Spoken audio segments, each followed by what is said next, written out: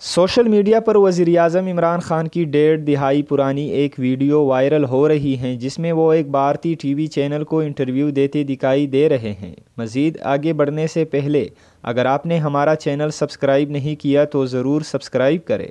مذکورہ ویڈیو 2006 کی ہیں اور اس وقت عمران خان رکن اسمبلی تھے۔ پاکستان تحریک انصاف کے سربراہ نے 14 سال قبل 2006 میں بھارتی دورہ کیا تھا اور اس دوران انہوں نے NTDV کے ایک پروگرام میں شرکت کی تھی۔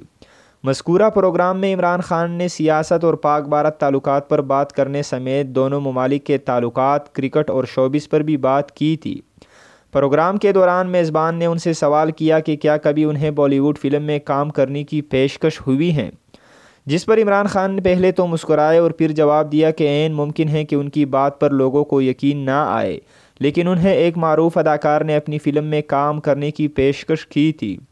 ویڈیو میں دیکھا جا سکتا ہے کہ عمران خان نے یہ جواب مسکراتے ہوئے دیا اور انہوں نے اداکار کا نام لینے سے گریز کیا،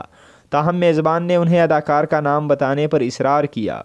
عمران خان نے میزبان کے بھی اصرار پر بالی ووڈ کے لیجنڈ اداکار دیو آنند کا نام لیا اور کہا کہ انہیں فلم میں کام کرنے کی پیشکش کی تھی اور وہ انہیں پیشکش کرنے کے لیے انگلینڈ آئے تھے۔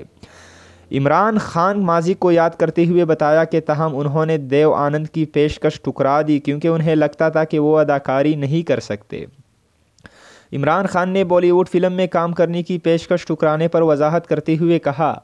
کہ چونکہ وہ ایک کرکٹر تھے اور انہیں کھیل کے علاوہ کچھ نہیں آتا تھا اور انہیں لگتا تھا کہ وہ اداکاری نہیں کر سکیں گے، اس لیے انہوں نے پیشکش مسترد کر دی۔